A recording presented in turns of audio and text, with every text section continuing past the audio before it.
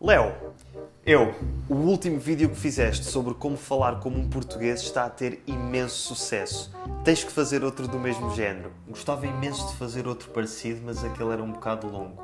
Agora vou fazer um mais pequeno sobre os erros que os portugueses cometem.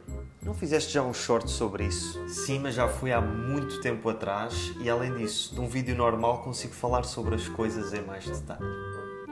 Olá e bem-vindo de volta ao Portuguese with Leo e a mais uma lição rápida de português. Se fores novo ou nova por aqui, o meu nome é Leonardo e neste canal ajudo-te a falar o português de Portugal de forma natural e fluente. E se prestaste atenção ao pequeno sketch de introdução, terás reparado que houve 4 ocasiões em que cometi aquilo que teoricamente são considerados erros de português, mas que em Portugal são considerados corretos e é a forma como falamos no dia-a-dia. Hoje vamos aprender quais são estes 4 erros e, se quiseres, podes descarregar um PDF gratuito com o resumo desta lição e as explicações gramaticais, bem como algumas frases do dia-a-dia em que se usa aquilo que vamos aprender hoje.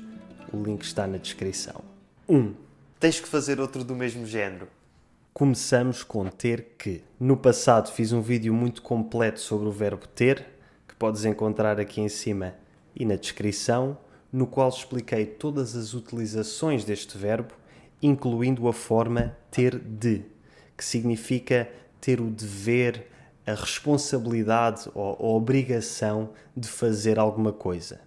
Equivalente ao inglês to have to. Por exemplo, amanhã tenho de acordar cedo porque tenho uma reunião. Pois bem, muitos portugueses, eu próprio incluído, dizem com frequência ter que em vez de ter de. Amanhã tenho que acordar cedo porque tenho uma reunião.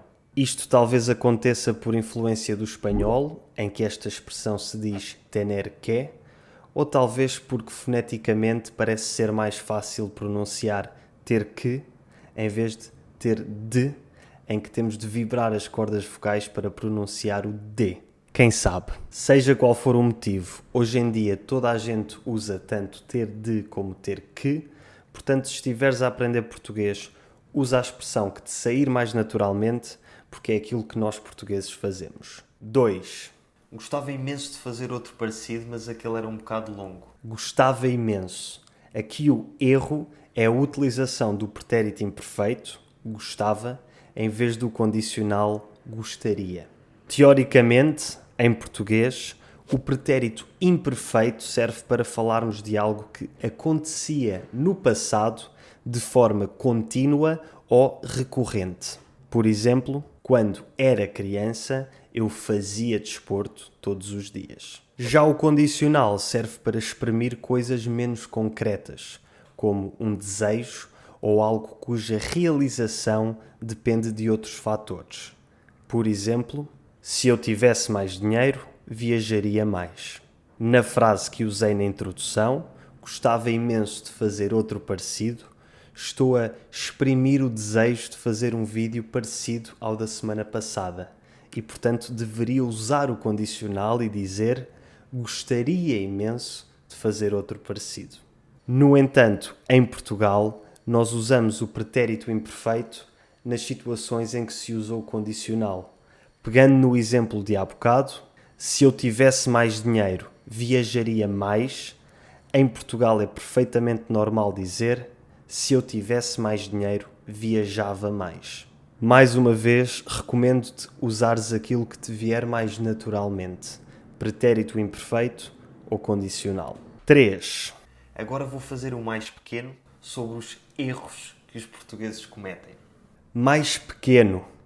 Se fores um falante nativo de espanhol, italiano ou francês, poderá parecer-te perfeitamente normal dizer mais pequeno ou mais grande para aquilo que em inglês seria smaller ou bigger. Mais pequeño, más grande. Più piccolo, più grande. Plus petit, plus grand. Mas o português não funciona assim. Em português, as formas corretas são menor e maior. Pergunta a qualquer brasileiro e ele dir-te-á que mais pequeno e mais grande soa completamente errado. No entanto, se perguntares a um português, ele dir-te-á que, efetivamente, mais grande soa completamente errado e ninguém fala assim. Todos dizemos maior, mas mais pequeno não só soa correto, como é a forma mais natural de se falar em Portugal. Ninguém diz menor, a não ser que estejamos a falar sobre matemática. Ou seja, em Portugal dizemos que este livro é maior do que este, mas este é mais pequeno do que este. 4. Sim, mas já foi há muito tempo atrás. Finalmente, há muito tempo atrás.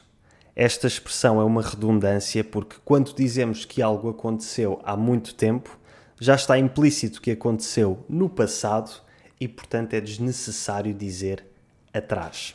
É um pouco como dizer subir para cima, descer para baixo, entrar para dentro, sair para fora. Estas expressões são redundâncias ou pleonasmos que não só são desnecessárias como até podem ser mal vistas ou vistas como português mal falado. No entanto, eu argumentaria que, tal como acontece com a expressão ter que originalmente era errada, mas hoje em dia muita gente a usa, a expressão há muito tempo atrás também é muito comum e a maior parte dos portugueses usa sem se aperceber que é teoricamente um erro. Talvez tenha aparecido por influência do inglês e da expressão a long time ago, e quem sabe se no futuro não será a forma standard de falar. Enquanto esse futuro não chega, aproveita para descarregares o PDF grátis com o resumo desta lição e se quiseres apoiar o Portuguese with Leo e ter acesso a conteúdos exclusivos, clica no link para o Patreon e aproveita o desconto de 15% na inscrição anual. O tema da lição de hoje foi votado pelos membros do Patreon e, para além deste poder de voto em futuras lições, terás também acesso ao meu podcast exclusivo, a uma videochamada mensal de grupo para praticar o português e à comunidade Portuguese with Leo no Discord. Obrigado a todos os meus patrons pelo apoio mensal, obrigado a ti por teres assistido até ao fim e até à próxima.